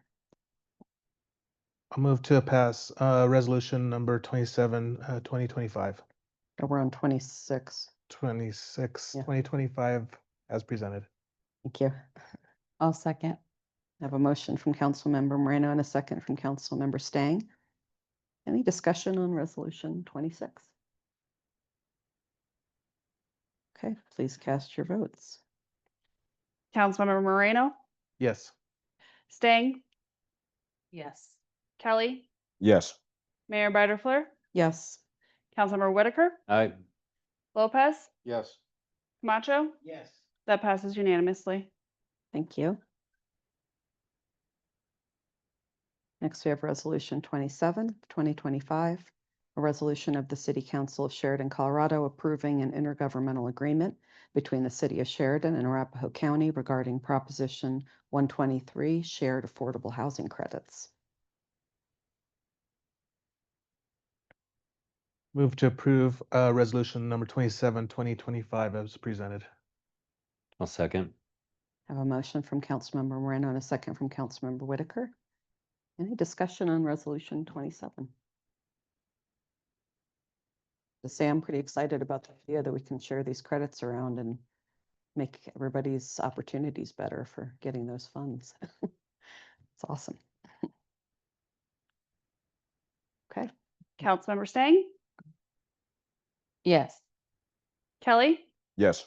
Mayor Butterfler, Yes. Councilmembers Whitaker, Yes. Lopez, Yes. Camacho, Yes. Moreno. Yes. That passes unanimously. Thanks. Next, we have Resolution 28 of 2025, a resolution of the City Council of Sheridan, Colorado, accepting the dedications of Tract A and Tract B within the South Irving Street subdivision, effective upon recordation of the South Irving Street subdivision plat. I'd like to make a motion to approve number 28 of 2025. Second it. Okay, I have a motion from Councilmember Whitaker and second by Councilmember Camacho. Do we want, do we have some presentation from staff on this one? I think, who's gonna talk briefly on that? Nathan? Okay, thank you. No, that'd be great. No, I kind of, during my report, I said we'd talk a little bit more about this one at this point, so thank you. Sure. Good evening again, council. I wanted to make my money's worth tonight. So as city manager Devin Granberry said earlier, this has been something that's kind of long in coming for the city. So I'm glad to be part of it. I'm glad to get it here to you. So the 3535 South Irving had a storied history. It was never platted, but according to the current owner, it first housed a business that manufactured syringes during the mid-century war efforts. Since that time, it had been home to several Sheridan businesses, including the Skatuary and the Music Museum, among others. The current owner has been experiencing difficulty leasing the building to potential tenants because the code requires property in Sheridan to be platted before building permits can be issued. The space is in need of some upgrades, and it could also use some changes to occupancy statuses to get a greater range of tenants. So through the platting process, the owner agreed to dedicate to the city portions of the property that are within Bear Creek, Tract A, and within Irving Street right-of-way, which is Tract B. If you need to look at the map, it's on page 122 of your packet. So Tract A is entirely within the Bear Creek floodway and contains the Bear Creek Trail. The recently approved Bear Creek Trail study identifies over 20 projects along the corridor in Sheridan. So it makes sense for the city to have control of this property. A significant portion of Tract B is also in the floodway and is currently part of the Irving Street roadway and attached sidewalk. So neither is really able to be developed. As far as the timing goes, the subdivision process is the best window for the tracts to be dedicated to the city, and both parties will benefit. As Devin mentioned earlier, the property owner will benefit by having the recorded subdivision and the ability to apply for building permits to make improvements, and they will no longer be potentially liable for any injuries to trail users or people on the public facilities. And the city will benefit through improved emergency access to public right-of-way and the ability to maintain public infrastructure without involving a private landowner. And then this plat is part of a minor subdivision, which is a administratively approvable process. So the acceptance of the dedication is really the only thing that you'll be considering. But I'm happy to answer any questions. I had trouble telling from the map, like how far south that Tract A goes. Is it all the way under the creek or? Yeah, so there's a section of the current 3535 Irving property that crosses the creek. And then there's also a section of the south, the 3500 King mobile home park that comes across the creek to the north side and is in there. So I don't know what happened when they were, That's weird, huh? you know, settling the area, but I think there were railroad tracks there and other things at the time, so doesn't make a lot of sense Okay. as is. Okay. Anybody else have questions? Sounds like a good move for everybody. And just to add with the tract A, the northern boundary of the tract is the north side of the trail. Okay. All right, so I have, yes, I have a motion from Councilmember Whitaker and a second from Camacho. So I think we're good to vote. Councilmember Kelly, Yes. Mayor Butterfly, Yes. Councilmembers Whitaker, Yes. Lopez, Yes. Camacho, Yes. Moreno, Yes. Stang. Yes. That passes unanimously. Thank you. Now we have Resolution 29 of 2025, a resolution of the City Council of the City of Sheridan appointing John Spishak to the Planning and Zoning Commission. I'll make a motion to approve resolution 29, 2025. Second. I have a motion from Councilmember Stang and seconded by Councilmember Moreno. Any discussion on Resolution 29? I'd like to thank John Spishak for all of his many years of service on planning and zoning and being on planning and zoning again. Appreciate all of that. He brings a lot of depth of knowledge from all those years. Okay, let's have a vote. Mayor Butterfly, Yes. Councilmembers Whitaker, Yes. Lopez, Yes. Camacho, Yes. Moreno, Yes. Stang, Yes. Kelly. Yes. That passes unanimously. Thank you. Now we have Resolution 30 of 2025, a resolution of the City Council of the City of Sheridan appointing Jason Patton to the Planning and Zoning Commission. I'll make a motion to approve resolution 30. If we want to wait. 5. Thank you, Mayor Pro Tem. I apologize for interrupting. If Councilman Moreno, I know you had a concern of whether or not you would need to recuse yourself from this, if you wanted to just state the reasons behind that potential thought. And then, as I said before, the issue would be whether or not you believe you can be fair and impartial in casting a vote approving this individual. And that's just the standard for this approval vote. Yeah, this applicant is my husband, so I do feel like it could be an unbiased, but I think I'm gonna abstain just for a safe bet for. Understood, Councilman. Thank you. I appreciate it. And again, thank you, Mayor Pro Tem, for making the motion. I just had to step in with that. If we could proceed with a second, I believe now we know where we are. I'll second. Thank you. So I have a motion from Councilmember Kelly and a second from Councilmember Stang. Any discussion on Resolution 30? I just want to thank Jason Patton for offering to be on Planning and Zoning. Appreciate the service. Councilmember Whitaker, Yes. Lopez, Yes. Camacho, Yes. Stang, Yes. Kelly, Yes. Mayor Butterfly. Yes. That passes unanimously. Thank you. Okay, next tonight we have discussion and possible direction for scheduling an investigation and hearing on alleged violations of the Sheridan Code of Ethics and Code of Conduct. And we're going to start with a overview on the situation from I think Betsy, our Yes. city attorney. the city Yeah. attorney. I'll just provide a very brief overview Okay. of the item before you and then kind of what the discussion and direction can lead to tonight. So in short, the city attorney's office recently received 2 reports of concern regarding some actions allegedly taken by the mayor pro tem. The first related to concerns that the mayor pro tem attended Sheridan Municipal Court during a friend's hearing in order to make a statement regarding a case or plea while wearing the City of Sheridan lanyard. And the second report followed a letter written by non-Sheridan residents to the mayor, Councilman Moreno, and Councilman Whitaker regarding a letter sent by the mayor pro tem to Larimer County District Court on behalf of a coworker. While the letter was drafted on City of Sheridan letterhead, the mayor pro tem stated it was not being prepared in his official capacity, despite it included the title in the letter and the signature line. I was requested to review the reports raised to the city attorney's office to determine whether or not possible violations of the Code of Ethics and the Code of Conduct may have occurred. Again, it is not my job to make a determination on that. That lies firmly with council. I'm simply reporting things as provided to me. The analysis was provided to an attorney-client privilege memo to council. And so the purpose of noticing this item tonight is to discuss next steps, which is whether or not a majority of council wants to proceed with appointment of a special prosecutor, an investigation, and an ethics and code of conduct hearing. Or it's my understanding, I believe the mayor pro tem may want to make a statement tonight. Of course, that's up to him on his own volition to do so. Or if that statement, if he chooses to proceed in that manner, is deemed appropriate instead of proceeding down the appointment, investigation, and the hearing.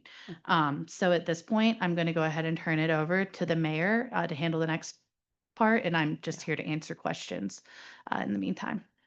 Okay, so I'm sure everybody had time to read over that memo. And we haven't Again- handed that out yet, Mayor. We were gonna, oh, I'm sorry. We did The give memo, some. yes, I'm sorry to interrupt. What the city clerk right now has is a written statement that the mayor pro tem provided. And is it okay if we? Oh, absolutely. Okay, we just wanted to make sure. Yeah, so you've all had a chance to read over that memo, which is attorney-client privilege, but the attorney has restated the facts as she's received them. So, and then, so I guess what I would say is we can have questions on that process, what the process is tonight. The way I understand it, we can, hear what the mayor pro tem has to say, and then we can discuss whether we think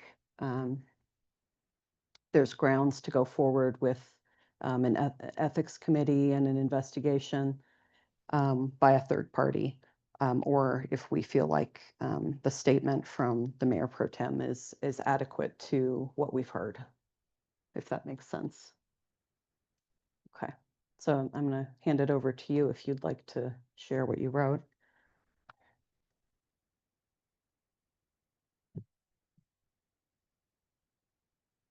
To the citizens of Sheridan, members of council and city staff, I want to extend my sincere and heartfelt apology for misusing the city letterhead and intervening in court in a manner that has caused disappointment to you, the community I serve, and to our council and dedicated staff.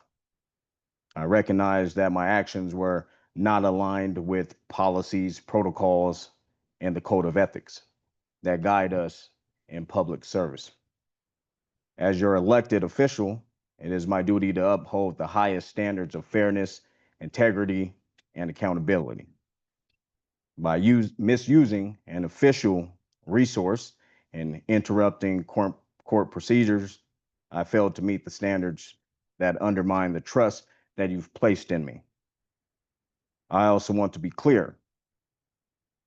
I will not, under any circumstances, abuse my political position or authority to intervene in municipal court matters.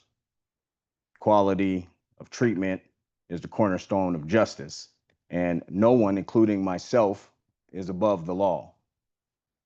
I take full responsibility for this mistake, and I will work to rebuild the confidence and my commitment to ethical leadership. This experience has served as a sobering reminder that public service is about humility, discipline, and respect for the rules that protect both the citizens and our institutions. I remain deeply committed to serving this community with transparency, fairness, and accountability. Thank you, Councilmember Kelly. I wanted to take the opportunity to just say a few words. I feel like as the mayor, I'm kind of the leader among you, even though we are all peers. And I just want to say, that I feel like in the times like this where the public trusts politicians less than ever, it's really up to us to demonstrate that we take the trust that they give us, very seriously, and we cannot abuse their trust by using our office for the personal advantage of ourselves, our families, or our friends. And so, I was disappointed in these incidents that we had reported to us. I feel like it's not only harmed the mayor pro tem's reputation, but it can also reflect poorly on the city and the rest of council. So I strongly condemn those actions. And I urge you all to do the same so that the public knows that this is not how we expect council members to conduct themselves in Sheridan. Thanks. So if you all have anything you want to say, you can say it, and you can also share opinions about whether you think we need to go forward with a ethics committee hearing, or if you feel like the apology was adequate. And just as a reminder before we proceed, in the event that anybody would decide they would like to make a motion to proceed towards investigation or anything else, that does need to be by motion and majority of council. So I do, the discussion is appropriate. That's what we're noticed for, but that is how we would get to the second part if you all would choose. Anybody else who wanted to share any thoughts? I do. Okay. Just have a few things. Terrence, I love you. Oh, I know. We all make mistakes. Absolutely. Not all mistakes are above consequence.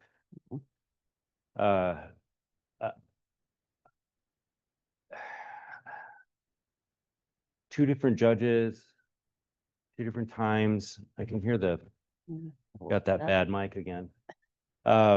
It's just it's too much. I feel this is a heartfelt apology, but it's also admitting that you realize that it was activity outside the code of ethics.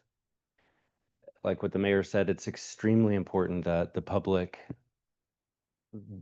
trust us, and that in this role we are nonpartisan. We're not doing favors for people, and I just like one time I can understand, but twice it's very difficult for me to just not say something about it. And I know this is kind of harsh, okay? It's not meant to be, I'm not trying to go overboard, but many employees would be fired for this. I know you want to be mayor, but you have to prove and present differently. I think it's just not, it's not behavior of the role that you have as mayor pro tem or mayor. I wouldn't normally care. It just gets brought to my attention. This is the third time that an overstepping of something, beginning with something that happened on social media, maybe 2 years ago. That's incorrect, but go ahead. Let's keep to what we have in front of us today. So I apologize if I am incorrect in that. Yeah.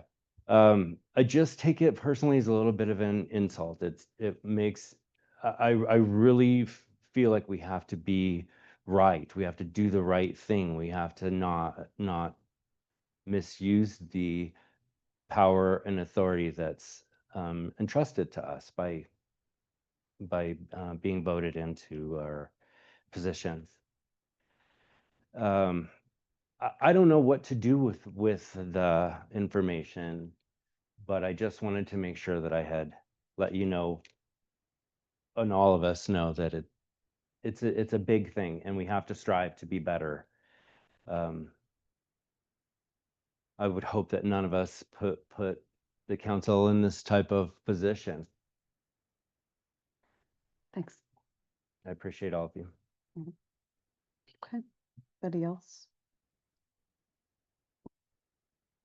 Mayor Pro Tem, I just want to say I'm really disappointed in the actions, and I really feel that this was a very sincere letter that you wrote, and you contacted me personally regarding after your meeting with the attorney, and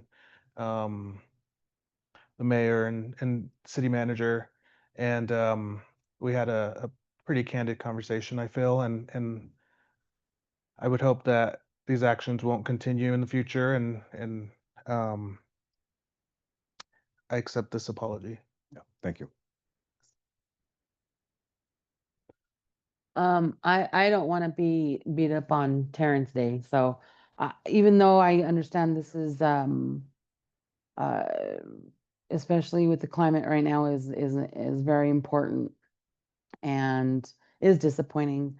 But at that sense, we are adults, and I know that in my case, I might not have known that was against code of ethics myself personally.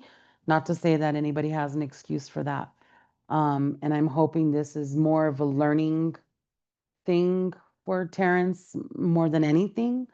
Um, I think the letter was heartfelt as well. I think there is some understanding, maybe needs to be more taught among all of us on what our code of ethics are. Maybe we need to go over it again. Maybe we need to personally sit down and read it ourselves. But again, I know we do make mistakes. I know it's harder. It's even worse when we are elected officials. It's even worse because we have to hold a lot of trust and people trust us. So, but I do accept the apology as well. Thank you. Thanks. Okay. I'm hopefully you learn from your mistake and it won't happen again, right? You learn from your mistakes. Absolutely. I'm for one that knows that. I've done it many a times. So I do accept your apology. Yeah, thank you, Ernie. Yeah. Yeah, I'd just like to stand in agreement with the rest of council, we're only human and we're all gonna make mistakes, but I feel like, he lived up to it and owned up to it, and I agree that everybody, deserves a second chance, but also, in government that we have to operate, in full transparency, so. Okay. It is definitely a lesson learned, for sure. And this mistake won't happen again. I can tell you that. It won't happen again. Well, I appreciate the feedback from everybody. I mean, I'm not hearing an appetite to go forward with an investigation or anything. It sounds like people are generally satisfied that the mayor pro tem knows, how to behave going forward. And that it's a good refresher for all of us on what our code of ethics holds us to. And it is a high standard. Yeah. Okay. If everyone's comfortable with that, Yeah. then we will close out this item for tonight. Thank you. I appreciate everyone and your candid feedback. Okay, we'll move on to mayor's choice. The only thing I have to share is I'm super excited for Sheridan Celebrates Farm of the City next Saturday.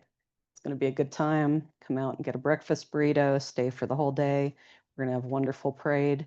I just set up the order this last weekend, so I know we've got some great entries. We have so many floats this year. It's amazing. We always struggle to get people to enter floats in the parade. We got a bunch this year, so it should be really cool.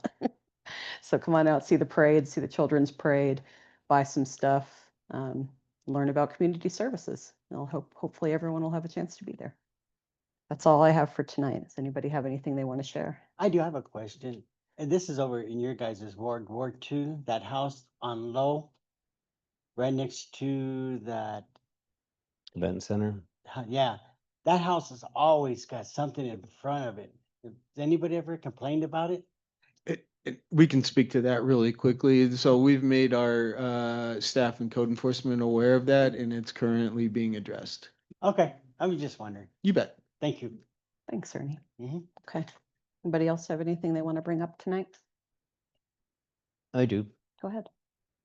So the last 4 years, I've gone to the Meisel Institute's 9/11 commemoration. And so this was year 4. I just wanted to express my thanks to Larry Meisel, the Counterterrorism Education Learning Lab, who has put this Colorado Remembers 9/11 event on for many years.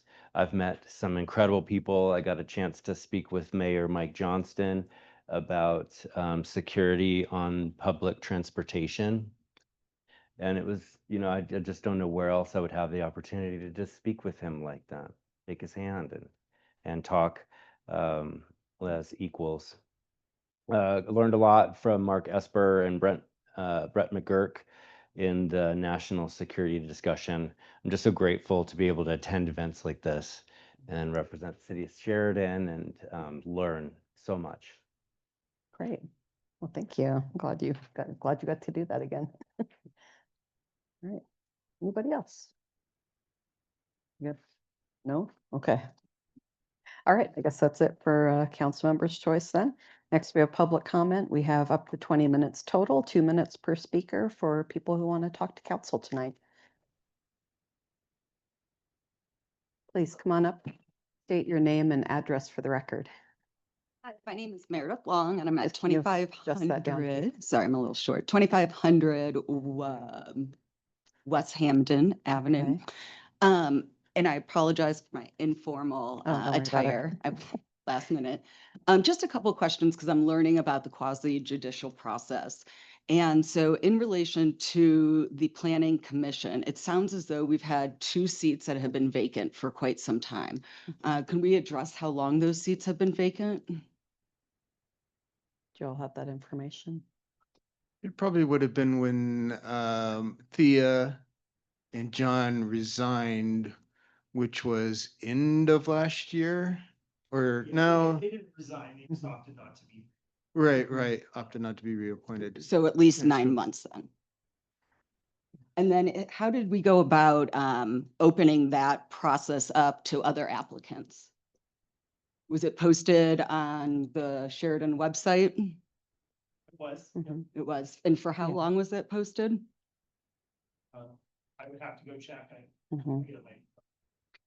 Yes, and just so you know, public comment is for not so much always, it's a discretion of council and staff Yeah. whether or not they respond to comments or whether or not they receive your comments. Sure. And so just so you know, that's how it is for everybody. to apply. Completely understand. I appreciate that clarification. I guess my question comes is that with the quasi judicial process, how do we know that council member and the new planning commission member are not talking behind closed doors?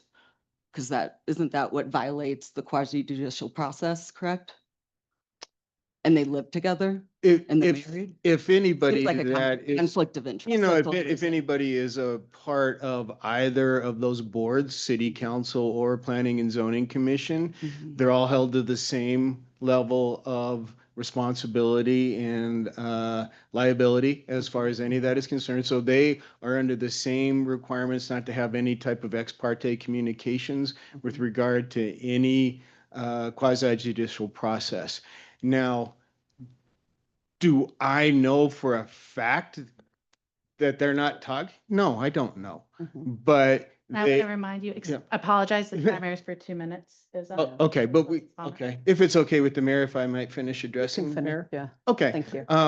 So they're held with that and the honesty and integrity of both those boards reside with those people to uphold that. So as much as possible, we encourage any of those members that if they have any questions, if they're not sure about anything, to consult with the staff, to consult with the attorneys, to make sure that they're staying in compliance. The thing that happens, if they do violate any of those provisions, they can potentially be disqualified from participating further in the process. And that would be the remedy. That would be right. That would be the result of any types of violations that might take place. And those can be self-reported. They can come about, you know, we do a lot of training and we do a lot of reminding our council. I think you were here during our work session. I reminded council that we had a matter tonight that was quasi judicial. And so we have to be very careful of how we address that. In any of those types of things, we try and constantly remind the council, here's the things you have to be aware of. You need to be aware you're not having ex parte communications. You need to not be consulting outside information, anything along those lines. If they do, we give them remedies to say, hey, I did this. It might have been inadvertent. I overheard a conversation. I read a newspaper article. I didn't mean to come forward and say, you know, I did this. I feel that I need to disclose this as part of the process, and then we can make a determination on whether they feel like they can continue. Okay. Did that answer? It did. I'm concerned of how many maybe applicants were interviewed for this position. It's been open for 9 months, and coincidentally, you know, we have a very important meeting coming up on October 1st that I think that everybody is aware of, with the Flying Saucer RV park being rezoned. And I just think that for all the applicants that are out there, especially with everybody wanting a job these days, it just seems a little bit of a conflict of interest to have a city council member voting. I guess, would you be voting on planning commission? Yes. Motions moving forward? Yes. Okay. Yeah, So and they that's all I'd like appoint, to they're responsible for appointing commission members, planning and zoning commission members. And I can say that when we've had those vacancies, it's been open, we've not received anybody. We have to go out and beat the bushes to get anybody to stand up. One of the, with John Spishak, he was a previous member and has agreed to step up to make sure that we have a quorum so that we can move forward, and making sure that we're not, or that we can keep the integrity of the process moving forward. And then That's, yeah. One thing I think, just so you'll know, and they're in the public, where the meetings are posted, our law firm does just a neutral quasi judicial training, both to Planning and Zoning Commission and to City Council.